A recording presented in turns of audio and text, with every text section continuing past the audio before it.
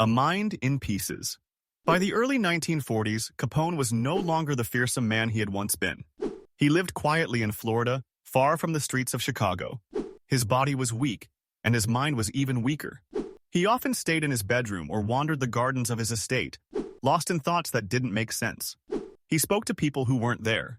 He gave orders to invisible gangsters.